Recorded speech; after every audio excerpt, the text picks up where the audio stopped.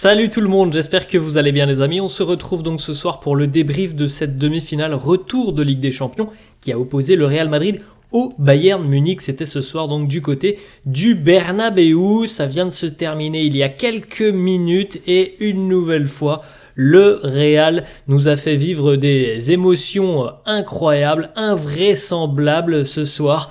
Une nouvelle remontada des merengues dans les dernières minutes de la rencontre alors que le Real était éliminé jusqu'à la 87e minute, que le Real n'allait pas voir cette finale à Wembley. Et bien en l'espace de 3 minutes, un sauveur est apparu du côté du Bernabéu. Il y a quelques années, il y a 2 ans, ça avait été Rodrigo, ça avait été Benzema, on avait eu du Vinicius. Et bien le sauveur aujourd'hui, c'est Rosselló. Rosselló qui inscrit un doublé pour envoyer le Real en finale à Londres le 1er juin prochain face au Borussia Dortmund. Le Real qui était mené 1-0 donc jusqu'à la 87e minute. Égalisation de Rosselló à la 88e. Le flair de Rosselló qui avait senti peut-être que Manuel Neuer allait relâcher ce ballon. Et puis donc à la 91e, on l'a vu, Rosselló qui n'est pas hors jeu. Il est derrière la ligne de passe et du centre d'Antonio Rüdiger. Alors il y a une action peut-être litigieuse pour le Bayern au bout du temps additionnel. On en reparlera demain parce que là on n'a pas eu le temps de voir les lignes et on ne sait pas vraiment s'il y avait hors jeu ou non. En tout cas l'arbitre avait sifflé. Mais pour le Real, c'est encore une fois des émotions exceptionnelles qu'ils nous ont fait vivre ce soir. Et c'est vrai que ça aurait été très très difficile à avaler, je pense, de ne pas se qualifier parce que le Real a quand même dominé cette rencontre, parce que le Real a quand même affiché un visage assez conquérant ce soir, voire même très conquérant face à un Bayern qui a été quand même relativement emprunté, notamment sur la première période. Les Bavarois ont eu quand même beaucoup de difficultés à sortir des ballons proprement, mais il est vrai que le Real jusqu'à la 87e est tombé sur un Manuel Neuer des grands soirs, mais malheureusement pour Neuer et heureusement pour le Real, eh bien à la 88e, Neuer a commis la bourde qu'il ne fallait pas commettre. Il a relâché un ballon qui semblait somme toute assez anodin, que je pense il ne doit quasiment jamais relâcher, parce que c'est un très très grand gardien, il nous l'a montré ce soir, mais là il fait une grossière erreur qui permet à Rosselló d'égaliser, lui qui venait d'entrer en jeu 8 minutes auparavant. Rosselló comme Brahim Diaz sont entrés à la 80e alors que le Real était mené 1-0. Il fallait apporter un petit peu de sang neuf et puis il fallait surtout aussi changer un petit peu les perspectives offensives, en faisant rentrer Rosselló. C'est pas tout à fait le même style de joueur que Vini, que Rodrigo ou que Jude Bellingham. Et ça a fonctionné, c'est un pari, c'est un choix tactique de Carlo Ancelotti qui est hyper payant de faire rentrer Rosselló.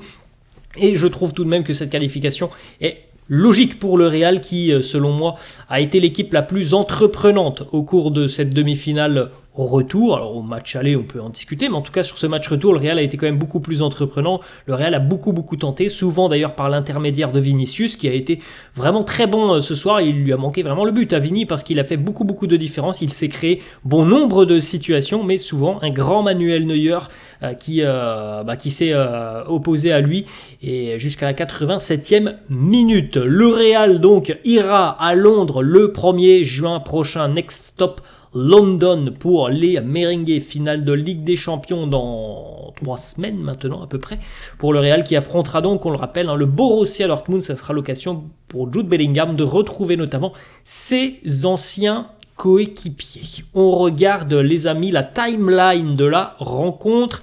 Il y avait 0-0 à la mi-temps. Alors je ne l'ai pas dit, on va revenir un petit peu sur le résultat. Je ne l'ai pas dit tout à l'heure, mais Alphonso Davies avait ouvert le score côté bavarois à la 68e minute.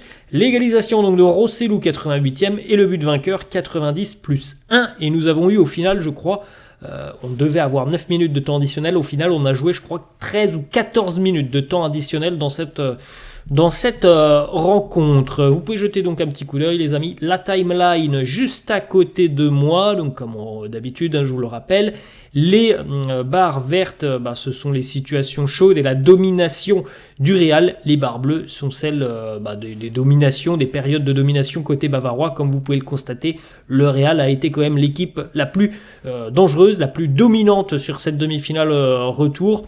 Et une nouvelle fois, vous pouvez le constater, la fin de match très largement en faveur des merengues. Et surtout le caractère, il faut louer le caractère de cette équipe. pas de précipitation, les Merengues ont été menés.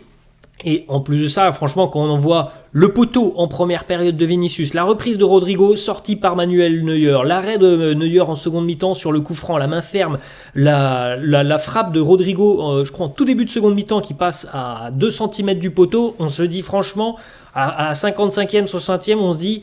Bon, ça va quand même être compliqué ce soir parce que visiblement le ballon ne veut pas rentrer, ou alors on est peut-être maladroit aussi devant le but, mais comme d'habitude le Real avec toute son expérience a réussi à forcer la décision, parce qu'il y a aussi quand même une expérience qui règne dans ce groupe qui est assez phénoménale quand on voit surtout la fin de match où on a à peu près 20 minutes pour revenir, on voit quand même une équipe sereine qui a fait ce qu'il fallait faire, c'est-à-dire qu'il ne s'est pas précipité. On n'a pas envoyé des longs ballons dans la surface. Il y a beaucoup d'équipes qui auraient agi de la sorte en fin de rencontre. Ça n'a pas été du tout le cas ce soir. On a vu une équipe sereine, sûre de ses forces, sûre qu'elle était capable de revenir dans cette rencontre. Elle l'a montré en fin de match. Alors oui, Neuer doit certainement mieux faire, mais c'est aussi tout le crédit de Rosselló d'avoir cru et senti que Neuer pouvait relâcher ce ballon. Il l'a fait au bon moment et ça reste quand même bien organisé sur les 20 dernières minutes du Real, et ça dénote évidemment de l'expérience de tout ce groupe qui sait très bien que ça va se jouer jusqu'à la 95e, voire peut-être même plus. Et encore une fois, c'est la force du Real, ne jamais rien lâcher, ne jamais abdiquer. Le match n'est pas terminé, tu peux être mené, tu auras des situations pour revenir. Ils nous l'ont montré encore ce soir, et c'est vraiment la qualité première, je pense, de ce groupe, c'est toujours de croire que c'est possible, de croire que l'on peut le faire. Et ça, c'est la marque de fabrique, tout simplement. C'est l'ADN du Real Madrid. Félicitations aux joueurs, félicitations à Carlo, félicitations au staff. On enchaîne, les amis, avec les statistiques complètes de cette rencontre, et vous pouvez le constater, la domination quand même du Real est assez nette sur cette rencontre. C'est pour ça que ça aurait été quand même dur à avaler ce soir de tomber en demi-finale. Alors, on peut faire un petit comparatif, par exemple. Il y a 2 ans, imaginons que si City, lorsque le Real marque 3 fois dans le temps additionnel, si City t'élimine, tu te dis, City a quand même été globalement meilleur sur les 2 rencontres, et ça semble plutôt logique. Si tu perds la finale de Ligue des Champions face à Liverpool, c'est pas un vol, les Reds avaient quand même dominé cette finale. Ce soir, ça aurait été plus difficile à avaler parce que ce soir, tu as dominé cette équipe du Bayern. Tu as eu des situations, souvent, malheureusement, tu es tombé sur un Manuel Neuer qui était exceptionnel. Jusqu'à la 87e, il était exceptionnel, Neuer. C'était un mur infranchissable, et c'est pour ça que ça aurait été dur difficile à avaler. Mais comme on l'a dit, comme on vient de le souligner, de le répéter, les amis, cette équipe, elle a du courage, elle a du caractère, et elle a surtout cette force pour croire que rien n'est terminé jusqu'au coup de sifflet final, et elle nous l'a de nouveau prouvé avec un match plein, mais un résultat qui au final s'est décidé dans les derniers instants. Regardez les expected goals, 2,92 côté Real, seulement 0,38 côté Bayern. On n'a quasiment pas d'occasion franche côté bavarois. On a eu des frappes un petit peu chaudes sur le but de Lunin, mais en termes d'occasion franche, d'occasion purement créée dans la surface de réparation, ça a été quand même assez pauvre côté bavarois. 57% de possession pour le Real, 43% pour le Bayern. La domination aussi du ballon, l'emprise sur cette rencontre était côté merengue. 19 tirs pour le Real, 8 pour le Bayern, 7 cadrés côté merengue, 5 pour le Bayern. On a bien cru justement avec le but d'Alphonso Davies que ça allait être un petit peu une situation inversée. En général, parfois on a l'habitude de voir le Real marquer sur peu de situations. Et bien ce soir c'était un petit peu l'inverse. Jusqu'à la 87e, c'était le Bayern qui avait marqué sur l'une de ses rares incursions. En plus c'est Alphonso Davies qui marque, il est quand même latéral, il nous met un but magnifique, et on avait l'impression de voir un petit peu le scénario inversé, parce que le Real avait eu des situations mais n'avait pas réussi à marquer. Le Bayern n'avait quasiment pas eu d'occasion et avait marqué. Mais voilà, la force de ce Real jusqu'au bout, toujours d'y croire, et d'encore y croire. On enchaîne, les amis, avec le héros de la soirée. Je pense que pas grand monde aurait pensé que Rosselló pouvait inscrire un doublé. En tout cas, je pense qu'avant la rencontre, si on se disait il va y avoir un joueur qui va être déterminant sur la rencontre, on aurait certainement sorti le nom de Vini, de Rodrigo, de Jude Bellingham, des noms qui sortent évidemment tout de suite de la bouche des supporters du Real, mais je pense qu'on n'aurait certainement pas pensé, ou peu aurait pensé à Rosselló, parce que déjà Rossellou, il est remplaçant, hein, et il est entré en jeu aujourd'hui à la 80e, et pourtant c'est lui, le sauveur ce soir, c'est lui qui est au bon endroit, au bon moment sur le deuxième but, c'est lui qui sent que Manuel Neuer va relâcher ce ballon, parce que vous savez, il y a des attaquants, ils se disent, bon bah il va la prendre, il va la capter tranquillement, ça sert à rien que je fasse ma course devant le but.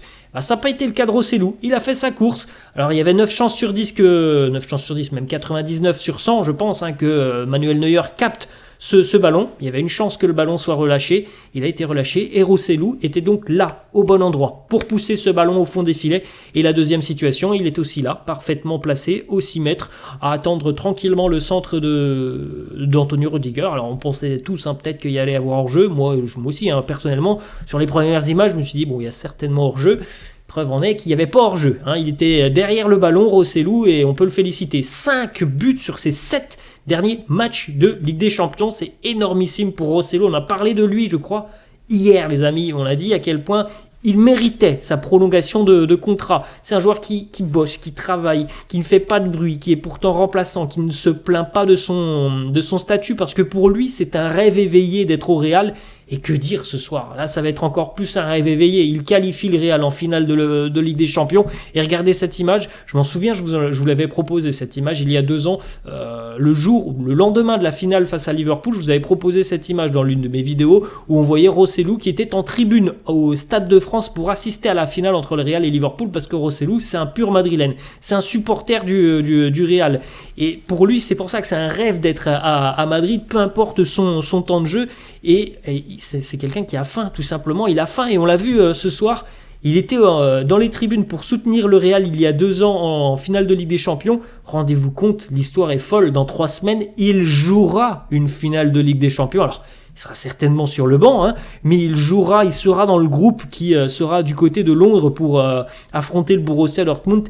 L'histoire est quand même complètement hallucinante. Le sauveur de cette demi-finale retour, c'est Rossellou qui inscrit un doublé. On enchaîne, les amis, et on va terminer d'ailleurs avec le 11 de Carlo pour cette rencontre face au Bayern. Lunin dans les buts, Nacho et Rudiger, on en avait parlé un petit peu ce matin. Mendy à gauche et évidemment Carvajal à droite. Tchouaméni, Kroos, Valverde, Bellingham, Vini et Rodrigo. Lunin n'a pas grand chose à faire ce soir, il a eu 1 ou 2 arrêts qui semblaient quand même assez simples, hein. Il les a fait, il a fait un super match, André Lunin, un match très très sérieux de nouveau. Donc on aura, je pense, hein, d'ici à une dizaine ou une quinzaine de jours, des questions par rapport au gardien qui sera utilisé en finale de Ligue des Champions. Moi, je vous ai déjà donné mon avis. Pour moi, c'est Lunin qui doit terminer. On verra si Carlo sera du même avis. Nacho et Rudiger en charnière. J'ai trouvé que Harry Kane avait quand même été assez peu influent, notamment sur la première période, mais c'est vrai qu'on a vu quand même un visage assez sympa, conquérant et protagoniste. Voilà, c'est aussi le mot que l'on cherchait. La semaine dernière, on avait vu Tchouaméni qui nous disait on était beaucoup plus dans la réaction. C'est pas le cas, hein. Ce soir, le Real a été quand même l'équipe qui a pris les initiatives, qui a tenté, qui a parfois évidemment raté, buté sur Neuer, mais qui a beaucoup tenté. Et c'est vrai qu'en première période, Harry Kane a été assez peu en vue. J'ai trouvé le match de Nacho très sérieux défensivement, et c'est pour ça aussi, je pense, hein, selon moi, que Nacho a quand même une longueur d'avance par rapport à Eder Militao. Alors, la finale de Ligue des Champions, c'est dans 3 semaines. On est le 8, ce sera le premier, donc dans à peu près 3 semaines. Je ne sais pas si en 3 semaines, Eder Militao va prendre autant de rythme nécessaire pour pouvoir disputer une finale de Ligue des Champions. Je trouve que Nacho a été bon. Ce soir, il a été bon, et donc selon moi, c'est lui qui part aussi avec un avantage par rapport à Militao. Alors peut-être les choses changeront d'ici 3 semaines, hein, mais selon moi, Nacho et Lunin devraient être les 2 titulaires, parce que bon, on se doute bien, hein, que la finale de la Ligue des Champions, on aura quasiment la même équipe, les amis. Les seules interrogations que l'on peut avoir, c'est Lunin et Nacho.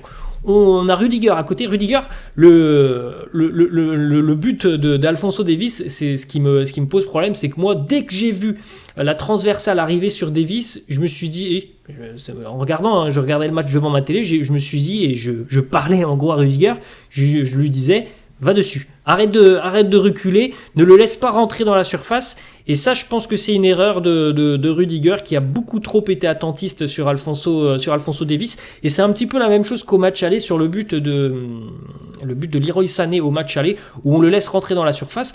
Là, c'est encore c'est encore vraiment quelque chose qui m'a choqué parce que Rudiger avait l'opportunité sur la transversale de tout de suite se rapprocher le plus près possible de Alphonso Davies. Il n'a pas fait cette course et c'est pour ça qu'après Davies a pu prendre de la vitesse, a pu rentrer dans la surface de réparation parce que Rudiger malheureusement était trop loin.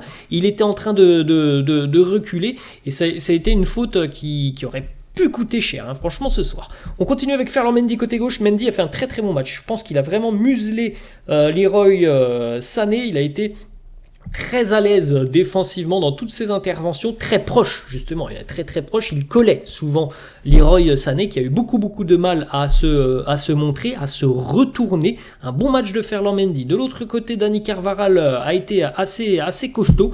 Alors il y a eu un ou deux manquements, notamment en première période, le centre-tir de Gnabry, la première situation du Bayern où il est un petit peu en retard, Dani Carvajal, mais encore une fois dans le volume, dans l'intensité, il a été assez bon.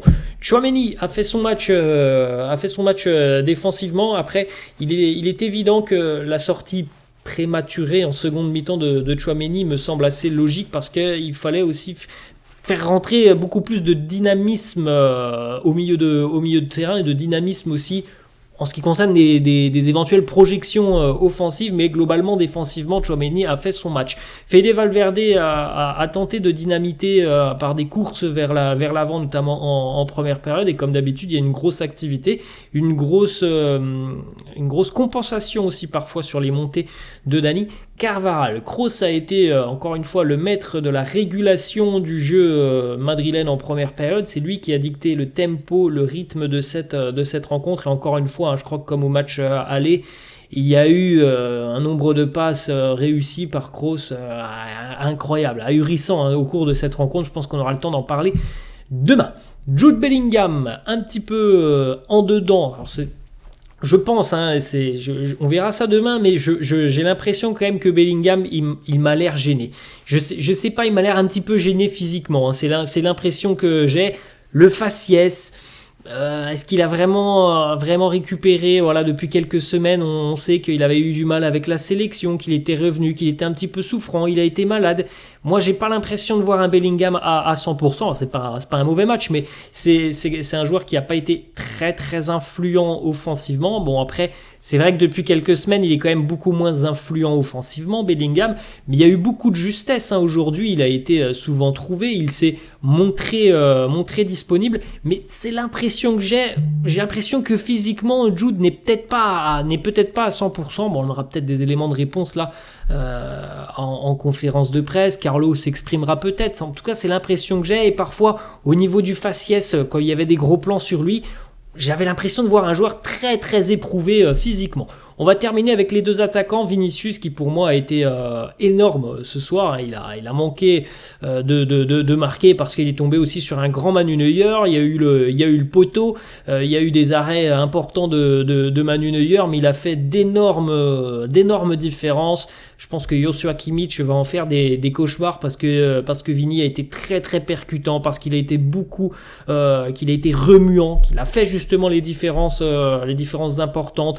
Il a beaucoup tenté. Il aurait dû être récompensé d'un but ce soir. Rodrigo aussi a eu une ou deux situations très intéressantes ce soir. Il est moins en vue que Vini, comme souvent Rodrigo, mais j'ai trouvé son match somme toute assez intéressant parce que lui aussi a été remuant, parce qu'il y a ce coup franc, parce qu'il y a cette frappe en seconde mi-temps, début de seconde mi-temps, il a été trouvé dans la surface de réparation. Alors c'est vrai qu'en première période, je pense sur le poteau, il doit mieux faire, il doit mieux ajuster, mais il a eu les situations, Rodrigo, et ça reste un match somme toute plutôt bon de la part du 11 en globalité. Voilà les amis, la fin de cette vidéo. J'espère que ça vous a plu. N'hésitez pas comme d'habitude à lâcher un petit pouce bleu. N'hésitez pas non plus à vous abonner à la chaîne. Je vous laisse et je vous dis à la prochaine. À demain. Ciao.